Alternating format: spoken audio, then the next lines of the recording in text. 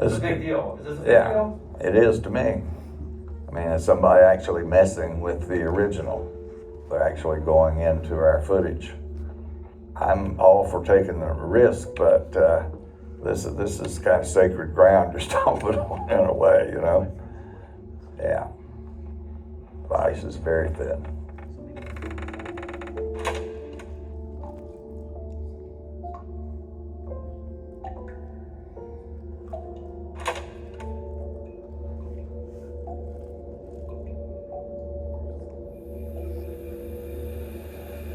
I think when I was a kid, learning how to draw, I would look at trees and try to draw them in my head.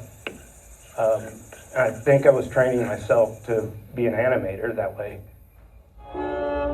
Watching like Texas Chainsaw Massacre, I kept seeing it animated just because of the aesthetics of it and the way it's framed and shot, the way the action moves. Everything looked like a frame out of a comic book. And when you're talking about, you know, messing the classic up, yeah, you can feel that pressure. I mean, that's real. So I just see it having impact to the newer generation. I see it as kind of basically a celebration of the movie, and it's fun to just spend time in this like very unique world and like see it from a new angle, you know? Films like that, and with all that creativity in them, is like a platform built for animation. The props, you know, are amazing. Like, just the originality that went into creating that. It's a very graphic movie. Like, movies do not look like that at all. Just really deep blacks and darks.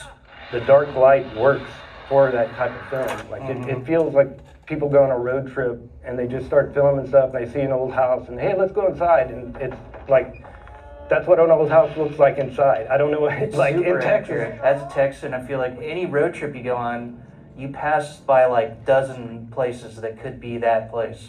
Yeah, and what are they doing up there? Yeah.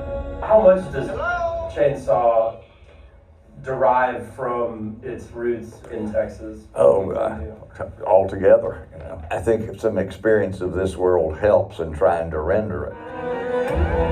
My first animation job was working on Waking Life with Richard Linklater. You know, Waking Life is really the film I'm familiar with, and you know, it's a real favorite of mine. You know, just that alone is reason enough to say, hey, you know, let's give it a shot. I got really lucky working on those films like Scanner Darkly and Waking Life, Tower, Apollo 10.5. Yeah, I actually don't really believe my resume sometimes. But yeah, it's just a genre that's unique. Almost every time you do a rotoscope project, you're a little bit informing the public about it because it has a really deep ties to more mature and like adult themes. From heavy metal to Fire and Ice, Lord of the Rings. You know, that Lord of the Rings movie visually inspired the Peter Jackson Lord of the Rings. So this stuff is very influential.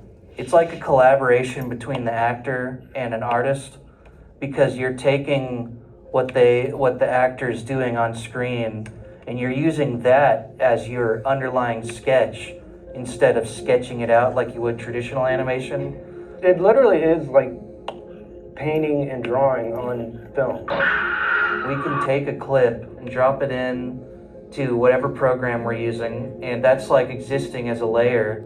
And then I can just make one layer above that, so I have to take that like kind of blurry, grainy, like dark footage, and I interpret that into like this brand new clean drawing with line work.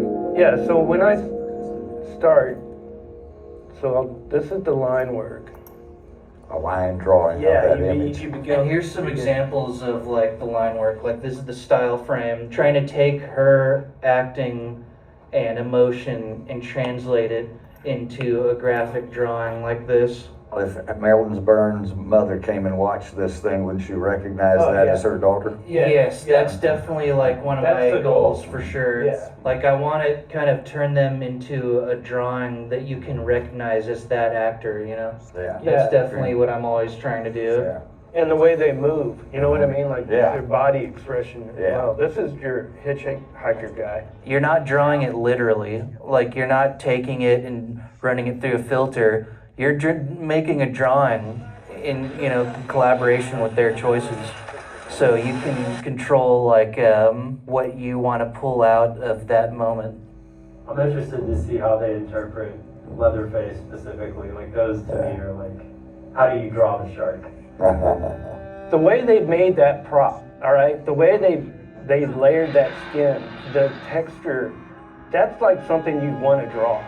Because you're not sure what you're looking at. Yeah. Like where does his face begin and end with the mask? It's very interesting.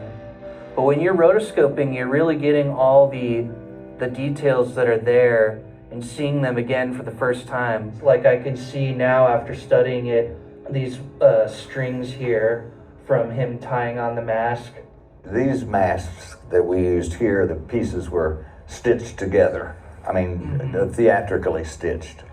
But a number of the subsequent films just use a cast of things where the stitches are not real. Yeah, that's what I like about this film is that you can really tell somebody sat down and made this, Yeah. Yeah, so these are the key frames. So Right. we learn the character, and then as the team builds out, everyone starts working the same way. Because we all have the same guide, you know what I mean? Yeah, not really. I mean, you've got these fundamental illustrations, and I guess you share them about. But then, how does that become a collaborative process? Who takes on what role in working with the material? So I can draw this first interpretation and drawing of this moment. What happens is that we're putting one major keyframe for each. Like when she's making that face, then suddenly I'm drawing it like this. And then the animators will take these and they can draw everything in between using those landmarks visually.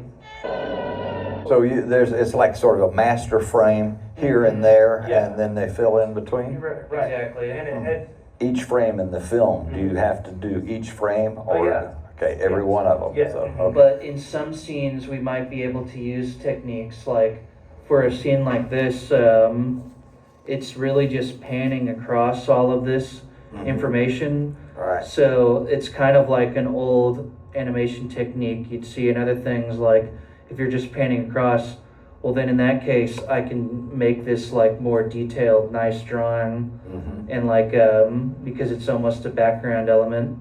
So we're going to be panning across. Like I would draw this a little bit differently if it was going to be moving around, Right. But since it's still, I can put all this detail into it because it's just eye candy to watch, Yeah, and it's like the camera just drifting across a drawing. Okay.